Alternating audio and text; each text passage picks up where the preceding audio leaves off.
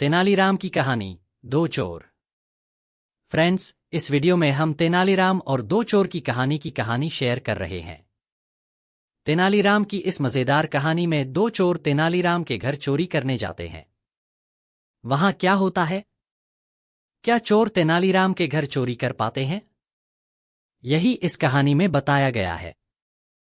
राजा कृष्णदेवराय समय समय पर कारागृह का निरीक्षण करते रहते थे। इसी क्रम में जब एक दिन वे कारागृह का निरीक्षण कर रहे थे तो एक कोठरी में बंद दो चोर उनके सामने हाथ जोड़कर खड़े हो गए और दया की भीख मांगने लगे। वे कहने लगे, महाराज, हम चोरी में माहिर हैं। चोरी के हर पैंतरे जानते हैं।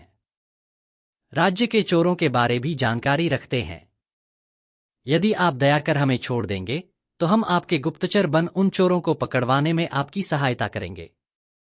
महाराज ने उन दो चोरों को छोड़ तो दिया, लेकिन एक शर्त भी रख दी। शर्त अनुसार उन्हें तेनालीराम के घर से बहुमूल्य वस्तुओं की चोरी करनी थी। सफल रहने पर उनकी महाराज के गुप्तचर के रूप में नियुक्ति निश्चित थी, लेकिन असफल रहने पर उन्हें फिर से कारागृह में बंद कर दिया जाना था।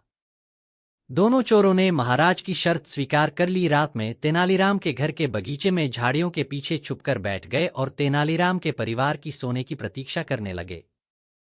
रात का भोजन ग्रहण करने के बाद तेनालीराम रोज की तरह अपने बाड़ में घूमने निकला तो उसे झाड़ियों के पीछे कुछ हलचल महसूस हो। तेनालीराम तीव्र बुद्धि का था। उसने अंदाज लगा लिया कि हो न हो घर में चोर घुस आए हैं, लेकिन वह सामान्य बना रहा। उसने चोरों को ये भनक नहीं लगने दी कि उसे उनके होने का आभास हो गया है।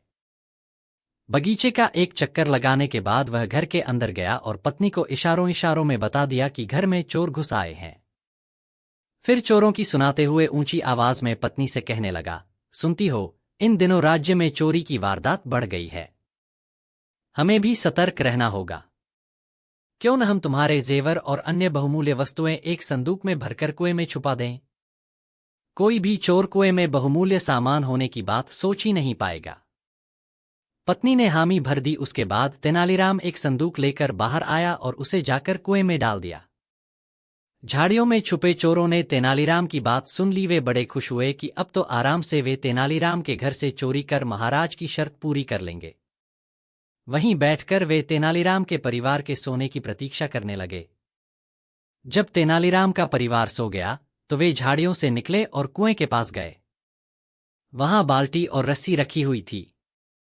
बिना देर किए वे बाल्टी से कुएं का पानी निकालने लगे और बगीचे में फेंकने लगे। पूरी रात वे कुएं से पानी निकालते रहे। भोर हो गई तब कहीं वे कुएं से संदूक निकालने में कामयाब हो सके। संदूक बाहर आ जाने के बाद उन्होंने खुशी खुशी संदूक खोलने लगे। लेकिन जैसे ही संदूक खुला, उनके आश्चर्य का ठिकाना नहीं रहा। उसमें जेवर या बहुमूल्य वस्तुएं नहीं, बल्कि पत्थर भरे हुए थे। उन्हें समझते देर नहीं लगी कि वे तेनालीराम द्वारा मूर्ख बनाए जा चुके हैं। तेनालीराम भी तब भी उठ चुका था। वह चोरों के पास गया और अपने बगीचे को सींचने के लिए धन्यवाद देने लगा।